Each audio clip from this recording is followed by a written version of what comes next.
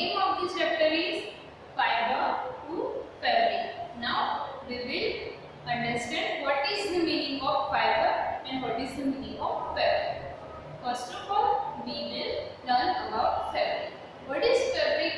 Fabric means आपके जो clothes बने हुए होते हैं उसका जो कपड़ा है या तो वो जिसमें से बनते हैं उसे हम क्या बोलते हैं? फैब्रिक। यानी कि आप जो कपड़े पहनते हुए क्लोथ है वो हम बोल सकते हैं वो क्या है?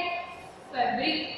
जैसे कि आप शॉप पे जाओगे तो शॉपकीपर या तो दूसरे जो लोग हैं वो ये वर्ड यूज करते हैं कि इसका फैब्रिक अच्छा है, ये अलग टाइप का फैब्रिक है, ये थोड़ा ड्यूरेबल फैब्रिक है, ये सॉफ्ट है, तो वो क्या होता है? Fabric. Now what is fibre? Fibre यानी कि जो फैब्रिक है वो किस में से बनता है? तो फैब्रिक है वो जिसमें से बनता है वो फाइबर। जैसे कि आपके पास एक कॉटन का क्लोथ है तो आपको पता है कि कॉटन का क्लोथ किस में से बनता है? कॉटन में से। जो कॉटन है उसमें से पतले पतले थ्रेड्स होते हैं, फिर थ्रेड में से क्या करते हैं वो प्रोसेस करके पूरा का पूरा क्लोथ बनाते हैं। तो जो स्मॉल पार्टिकल है जिसमें से फैब्रिक बनता है हम उसे क्या बोलेंगे? फाइबर। ओके, यहाँ पे आपको इस चैप्टर में अलग अलग एक्टिविटीज दी गई। एक्टिविटी 1 उसमें क्या है? आपको एक टेलर की शॉप पे या तो जहाँ पे बहुत सारे क्लोथ्स अवेलेबल है वहाँ पे जाना है और आप अलग अलग क्लोथ देख सकते हो और पेरेंट्स या फिर दूसरी कोई पर्सन की मदद से आपको आइडेंटिफाई करना है कि ये कॉटन क्लॉथ है, ये सिल्क का क्लॉथ है, ये वुलन क्लॉथ है। यानी आपको बहुत सारे वैरायटी में क्लॉथ्स दिखाई दिए होंगे तो आपको उनको पहचानना है कि कौन सा क्लॉथ कैसा होता है। ओके, फिर दूसरी एक्टिविटी दी गई है कि आपके पास अगर छोटा सा कोई कापड़ का टुकड़ा क्लॉथ है उसमें से आप अगर पतले पतले थ्रेड निकाल देखोगे तो वो थ्रेड निकलेंगे। आप देख सकते हो कि अगर आप उसको थोड़ा सा खींचोगे, अगर वो खींच नहीं सकते हो तो क्या करना है? सीजर या तो फिर नीडल है उसकी मदद से उसका एक थ्रेड निकालना है। तो आप देख सकते हो कि आपको बहुत सारे थ्रेड्स दिखेंगे। यानी कि इस एक्टिविटी से आपको क्या समझ में आएगा कि ये जो पूरा क्लोथ बना होता है वो एकदम पतले पतले थ्रेड से बना हुआ। अब देखो थर्ड में क्या करना है? ये जो सेकंड एक्टिविटी में आपने एक थ्रेड निकाला था उसको खींचना है। उसको अगर आप खींचोगे तो उसमें भी छोटे छोटे आपको थ्रेड दिखाई देंगे। तो जो सबसे छोटे थ्रेड होते हैं उसे क्या बोलते हैं? Strand. Now we will observe the activity. देखो यहाँ पे आपको एक्टिविटी ऑब्जर्व करने से क्या कॉन्सिक्वेंस दिखाई देंगे। You might have observed something similar when you try to thread a needle. यानी कि जब आप needle में thread डालते हो, सुई में धागा पिरोते हो, तो भी आपको कुछ ऐसा दिखाई देगा। क्या? Many a time the end of the thread is separated into a few thin strands. यानी कि आपके पास thread तो एक ही है, लेकिन उसमें से आपको छोटे छोटे 2 thread दिखाई देंगे। जो छोटे छोटे thread होते हैं उसको क्या बोलते हैं? Strands. This make it difficult to pass the thread through the eye of the needle. आप अगर needle की जो आई है उसमें से ये थ्रेड पास करने की ट्राई करोगे तो वो डिफिकल्ट हो जाएगा। क्यों? क्योंकि वो सेपरेट हो जाता है 2 छोटे छोटे टाइनी थ्रेड्स में, तो वो इतने अच्छे से उसमें से पास आउट नहीं हो सकता है। The thin strands of thread that we see are made up of still thinner strands. ये जो स्ट्रैंड है वो भी उसके बहुत छोटे से पार्टिकल से छोटे छोटे थीन स्ट्रैंड से बने होते हैं, थ्रेड से बने होते हैं। तो उसको हम क्या बोलते हैं? फाइबर्स। तो फाइबर्स क्या होते हैं? Thin strands of thread that we see are made up of still thinner strand. यानी कि बहुत जो लास्ट में सबसे थीन जो स्ट्रैंड्स होते हैं, सबसे थीन जो थ्रेड होता है उसे क्या बोलते हैं? फाइबर। यानी कि यहाँ पे अपना लेसन का नाम क्या है? Fibre to fabric. तो आपके पूरे लेसन में क्या सीखना है कि जो छोटे छोटे थ्रेड होते हैं यानी कि फाइबर है उसमें से फैब्रिक कैसे बनता है। फैब्रिक यानी कि पूरा तो ये माइंड में क्लियर रखना है। What is fibre and what is fabric? Fibre एक छोटा सा थ्रेड है और फैब्रिक है आपका थ्रेड से बना हुआ पूरा का पूरा cloth. Fabrics are made up of yarns and yarns are further made up of fibers. अब देखो जो फैब्रिक बना हुआ किससे बना होता है? यार्न यानी कि थ्रेड। अब देखो ये सारे थ्रेड ही है लेकिन उसके अलग अलग नाम उसकी साइज पर से उसके नाम दिए हुए हैं, यार्न, स्ट्रैंड, थ्रेड एंड जो लास्ट में सबसे छोटा होता है वो फाइबर। तो फाइबर में से क्या बनता है, यार्न, और यार्न में से बनता है thread. The fibers of some fabrics such as cotton, jute, silk and wool are obtained from plants and animals. अभी जो फाइबर्स है वो कहाँ से मिलते हैं, तो यहाँ पर हमें 4 फैब्रिक्स दिए गए हैं, cotton, jute, silk and wool. आपको पता है वूल क्या होता है, जो हम गर्म कपड़े पहनते हो। सिल्क यानी बहुत सॉफ्ट वाला एकदम क्या है वो चमकता हुआ ऐसा एक क्लॉथ होता है। कॉटन जो नॉर्मली यूज करते हो आप लोग। और दूसरा है जूट। जूट यानी कि जूट क्या होता है, अब जैसे पहले के टाइम में देखो जो गेहूं की बोरियां होती हैं, जो बैग्स होती है जिसको हम गेहूं वो सब लाते थे, तो वो क्या होता है, जूट, जिसको हम गुजराती में शन बोल सकते हैं। These are called natural fibers। अब ये क्या है, नेचुरल फाइबर्स। और दूसरे कुछ फाइबर्स होते हैं वो सिंथेटिक होते हैं। नेचुरल क्यों है, क्योंकि हमें नेचर के पास से मिलते हैं। जैसे कि cotton and jute are example of fibres obtained from plants. Cotton और जूट हमें प्लांट में से मिलते हैं। Wool and silk fibres are obtained from animals. Wool है वो शीप, बर्ड, उसके फ्लीज यानी कि उसके जो एयर होते हैं उसको हेयर होते हैं उसमें से मिलता है। और सिल्क है वो सिल्क मॉथ से मिलता है, जैसे कीड़े होते हैं उनमें से सिल्क बनता है। Wool is obtained from the fleece of sheep or goat. It is also obtained from the hair of rabbits, yak and camels. Silk fiber is drawn from the cocoon of silkworm। यानी कि silkworm का cocoon से एक part होता है जो सिल्कवर्म्स होते हैं, सिल्क मोथ होते हैं, वो क्या बनाते हैं cocoon को, उसमें से सिल्क फाइबर्स मिलते हैं। For thousands of years, natural fibers were the only ones available for making fabrics. In the last 100 years or so, fibers are also made from chemical substances।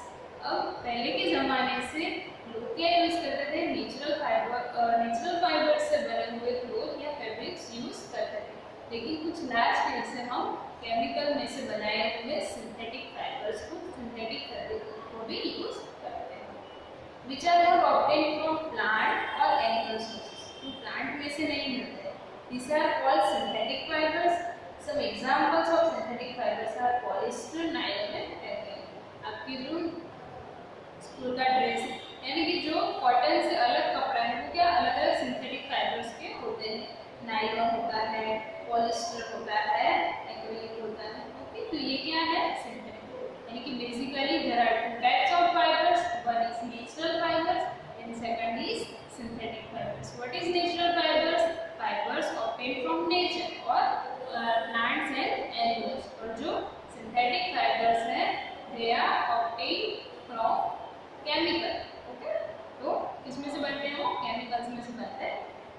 Now हमें इसमें देखना है some plant fibres. तो first है cotton. Okay, तो हम क्या करेंगे, ये कॉटन है इसके बारे में जानेंगे कि कॉटन कैसे बनता है। Have you ever made wicks for oil lamps? Oil lamps यानी कि दिए की जो बाती होती है, अगर आपने बनाई हो या देखी हो तो क्या आप ऑब्जर्व करोगे, this cotton wool is also used for pinning mattresses, quilts and pillows।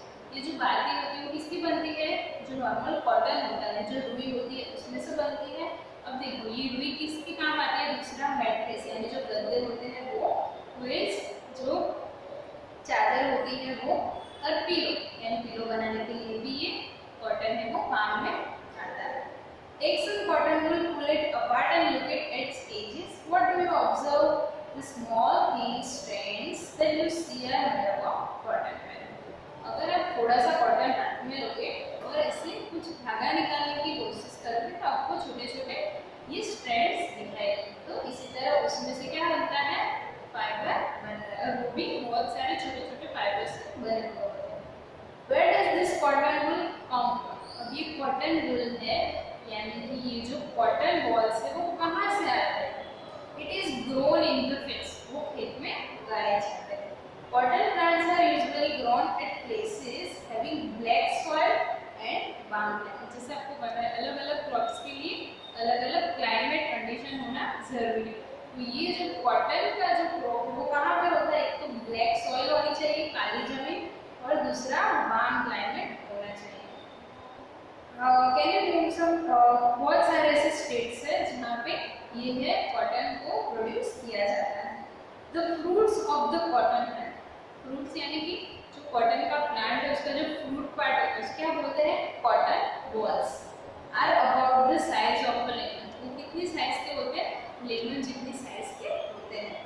After maturing the balls burst open and the seeds covered with cotton fibres can be seen. उसका जो फ्रूट है बहुत थोड़े टाइम के बाद यानी कि जब वो मैच्योर हो जाता है, वो पक जाता है, तो वो अपने आप है उसका जो कवर है वो निकल जाता है, वो खुल जाता है, बर्स्ट हो जाता है। उसके बाद क्या होता है, the seeds covered with cotton fibres can be seen. Cotton fibre के साथ कवर किया हुआ, कवर हुआ हुआ आपको एक सीड दिखाई, जैसे कि आप यहाँ पर देख सकते हो नीचे फील्ड ऑफ कॉटन प्लांट का एक पिक्चर दिया गया है। अब देखो यहाँ पर आपको क्वेश्चन पूछा है, have you ever seen a cotton field that is ready for picking. Picking यानी कि ये जो कॉटन है वो बन गया है, उसको हमें निकालना है। अगर आप ऐसा खेत देखोगे तो आपको क्या दिखाई देगा, it looks like a field covered with snow.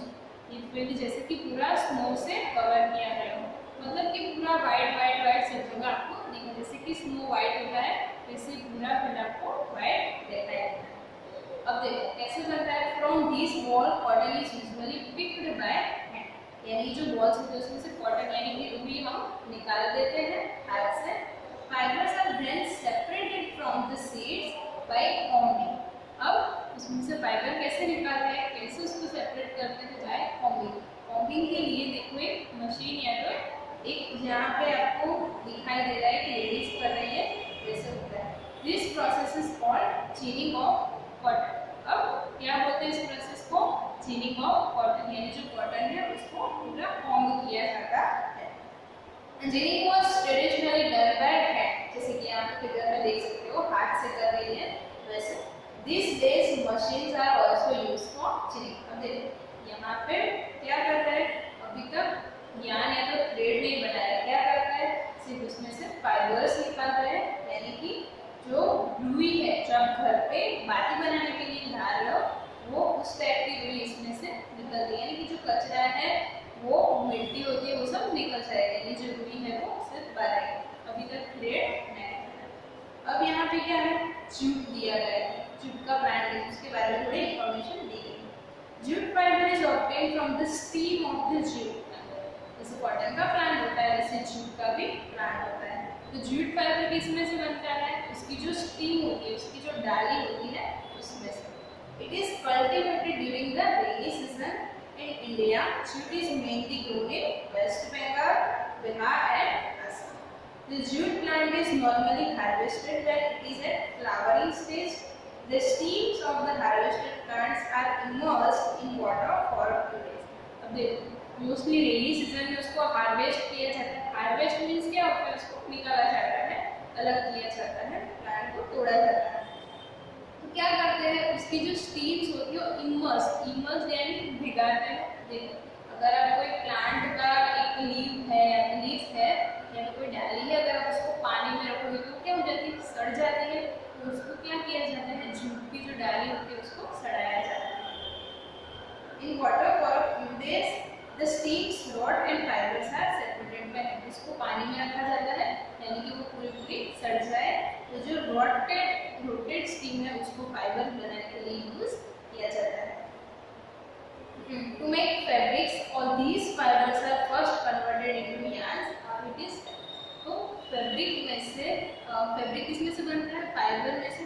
तो फाइबर में से जब फैब्रिक बनता है तो वो डायरेक्टली नहीं बनता है, कैसे, फाइबर में से पहले उसको किसमें कन्वर्ट किया जाता है, छोटे छोटे थ्रेड में। उसको क्या बोलते हैं, यार्न्स, यानी कि पहले उसको यार्न बनाया जाता है फिर उसमें से फैब्रिक बनता है। अब ये जो यार्न है वो कैसे बनता है वो देखेंगे।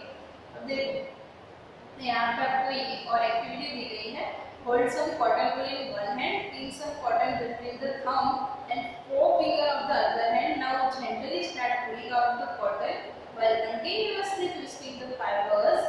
Are you able to make a yarn?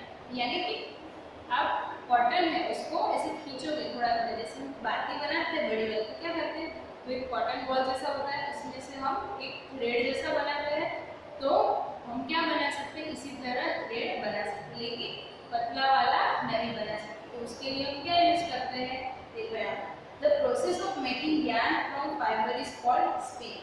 पहले हमने कौन सी प्रोसेस देखी थी, जिनिंग। जिनिंग में क्या करते थे, जो कॉटन बॉल्स थे जो डायरेक्टली कहाँ से पिक गए थे, खेत में से, उसमें से कॉटन को अलग कर देते हैं। नाउ सेकंड प्रोसेस स्पिनिंग, यानी क्या करते हैं, कॉटन जो निकला है उसमें से हम क्या बनाएंगे, यार्न बनाएंगे।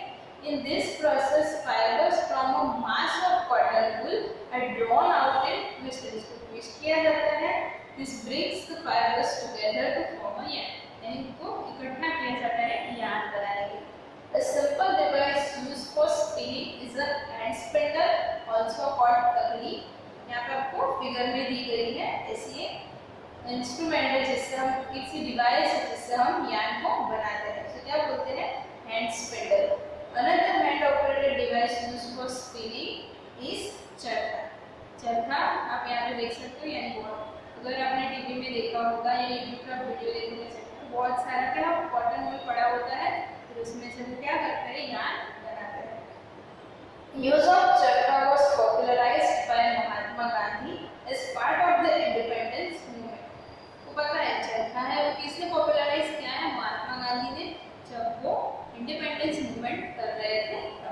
He encouraged people to wear clothes made of homespun yarn, termed as khadi and shan, and wanted cloth made in the mills of Britain। अब उन्होंने क्या किया था कि सबको ये समझाया कि हमें घर पे बनाया, यानी कि खुद से बनाया हुआ यार्न और उससे बने हुए क्लोथ, जिसे हम क्या बोलते हैं, खादी के क्लोथ, तो वो हमें यूज करने चाहिए। To popularize and promote khadi, the government of India constituted a body called Khadi and Village Industries Commission in 1956. Spinning of yarn on a large scale is done with the help of spinning machine. After spinning, yarns are used for making fibers. अब देखो, अगर बहुत सारे clothes बनाने हैं तो हम चरखा या तो ये हैंड स्पिनर का यूज नहीं कर सकते। क्या होती है, स्पिनिंग की मशीन आती है जिसमें बहुत सारी होती है, हम क्या कर सकते हैं, फाइबर में से यार्न्स बनाते हैं। फिर ये यार्न्स होते हैं वो कहाँ पे भेजे जाते हैं, फैब्रिक बनाने के लिए। अब यार्न टू फैब्रिक, पहले हमने क्या सीखा, फाइबर्स से क्या बनाया, यार्न बनाया, अब यार्न से फैब्रिक बनाया। There are many ways by which fabrics are made from yarns. The two main processes are weaving and knitting. देखो ये two processes है, weaving and knitting. So first of all we will understand what is weaving. In activity 2 you might have noticed that a fabric is made up of two sets of yarns arranged together. देखो तो activity 2 में हमने क्या किया था, cloth था और एक थ्रेड था, उसको अलग करने की ट्राई की थी। उसमें मतलब ये जो क्लॉथ था उसमें क्या किया था, हमने एक थ्रेड खींचा था, उसको पुल किया था। तो हमें क्या देखने मिला, कुछ क्लॉथ ऐसे होते हैं कि अगर आप एक धागा निकालो तो पूरा उसके पीछे पीछे निकल ही जाता है, और दूसरा क्या होता है कि एक आप निकालो तो क्या स्टॉप हो जाएगा, फिर से आपको खींचना पड़ेगा। मतलब दो टाइप के होते हैं, क्या एक को अगर खींचोगे तो पूरा खत्म ना हो जाए तब तक एक ही स्ट्रैंड निकलेगा, और दूसरे में क्या है, थोड़ा थोड़ा निकलेगा। तो वो क्या होता है, the process of arranging to sets of yarns together to make a fabric is called weaving. Let us try to weave some papers. तो weaving में क्या होता है, इसको कैसे अरेंज करते हैं, ऐसे स्ट्रैंड्स में अलग अलग, जैसे कि हमारे चेक्स बनते हैं। जैसे अगर आप कॉटन का क्लॉथ है पतला वाला, अगर आप उसको ऑब्जर्व करोगे एकदम ध्यान से तो आपको जैसे कि चेक्स होते हैं वो चेक्स दिखाई देंगे। तो उसमें क्या करते हैं, वो टू साइड्स में अरेंज करते हैं। यहाँ पे आपको एक एक्टिविटी दी गई है जिसमें आप फिगर में देख सकते हो कि जैसे क्या किया है, अलग अलग अरेंज किया है, एक वर्टिकल फॉर्म में और दूसरा हॉरिजॉन्टल फॉर्म में। तो ऐसे ही जो वेविंग होती है उसमें आपका यार्न को वैसे ही अरेंज करके फैब्रिक बनाया जाता है। यहाँ पे जो पेपर स्ट्रिप दी हुई है वो तो बहुत बड़ी बड़ी है, लेकिन यार्न्स होते हैं वो बहुत छोटे छोटे होते हैं। ठीक है, सिमिलर मैनर, यानी कि जैसे ये पेपर में बनाया गया है वैसे ही in similar manner two sets of yarn are woven to make a fabric. Fabric बनाने के लिए two sets of yarn are woven. The yarn are much thinner than our paper strands. Of course, weaving of fabric is done on looms. The looms are either hand operated or power operated. यहाँ पे आपको एक lady दिखाई दे रही है, वो क्या कर रही है, यार्न को अरेंज कर रही है। तो वो बेसिकली किस पे होता है, लूम पे होता है, और वो हैंड ऑपरेटेड भी हो सकता है और पावर ऑपरेटेड भी हो सकता है। नाउ सेकंड क्या होता है, निटिंग यानी कि जो नॉर्मली आपकी मम्मी घर पे आपके स्वेटर बुनती है, उसकी बुनना यानी उसको क्या बोलते हैं, निटिंग। तो in knitting a single yarn is used to make a piece of fabric. Weaving में क्या करते थे, 2 सेट्स बनाते थे, एक हॉरिजॉन्टल था, एक अलग अलग होते थे, हॉरिजॉन्टल एक वर्टिकल। लेकिन यहाँ पे हम एक ही सेट यूज कर सकते हैं। क्या करते हैं, देखो यहाँ पे आपको एक एग्जांपल दिया गया है। अगर आपका शॉक्स है, उसमें से आप अगर एक निकालोगे धागा, तो जब तक आपका शॉक्स पूरा का पूरा टूट ना जाए, एकदम निकल ना जाए, तब तक ये धागा टूटता नहीं, वो एकदम जॉइंट होता है। What happens? A single yarn gets pulled out continuously as the fabric gets unraveled. यानी कि उसको क्या करा जाता है, बुना जाता है, एक सिंगल थ्रेड होता है, उसको जब तक वो पूरा का पूरा बन जाना है, कंटिन्यूअसली उसको रिपीट किया जाता है। Socks and many other clothing items are made up of knitted fabrics. Knitting is done by hand and also on machines. Hand से आपकी मम्मी घर पे बनाती है वो, और दूसरा मशीन में भी knitting हो सकता है। So weaving and knitting are used for making different kind of fabric. These fabrics are used for a variety of clothing items. यानी कि weaving और knitting दोनों को यूज करके हम क्या बनाते हैं, अलग अलग टाइप के फैब्रिक बनाते हैं। फिर उस फैब्रिक में से हम अलग अलग टाइप के क्लोथ बना सकते हैं, यानी कि जो हम पहनते हैं। ओके, तो weaving और knitting क्या है, दो डिफरेंट मेथड है किसकी, यार्न में से फैब्रिक बनाने। weaving में क्या होता है, 2 सेट्स होते हैं, और निटिंग में क्या होता है, एक ही थ्रेड को कंटिन्यूअसली रिपीट किया जाता है, फैब्रिक बनाया जाता है। नाउ यहाँ पे पॉइंट दिया गया है, history of clothing material. Clothing material यानी कि जो हम क्लोथ पहनते हैं उसकी हिस्ट्री, पहले के ज़माने में वो क्या हिस्ट्री थी, वो कैसे पहनते थे। In those time people used to use the bark and big leaves of trees or animal skins and furs to cover themselves. बहुत पहले के टाइम जब कुछ भी फाइंड नहीं हुआ था, तब क्या करते थे, अपनी बॉडी को कवर करने के लिए बार्क यानी कि जो पेड़ की जो छिलके मतलब की छाल होती है, वो बार्क होती है वो, और क्या था, बिग लीव्स जो बड़े बड़े पत्ते होते हैं वो। जैसे अगर आप कोई मूवी देखोगे पुरानी, तो उसमें जो आदिवासी होते हैं वो क्या करते हैं, लीव्स पहनते हैं, तो वो लोग दूसरा क्या है, एनिमल की स्किन एंड फर्स, उनके जो रोटे होते थे वो सारा यूज करते थे। After people began to settle in agricultural communities, they learned to weave twigs and grass into mats and baskets. फिर उन्होंने क्या किया, जैसे जैसे एग्रीकल्चर में सीखा तो फिर ग्रास होता था उसकी मैट्स बनाने का ट्राई किया, फिर बास्केट बनाए।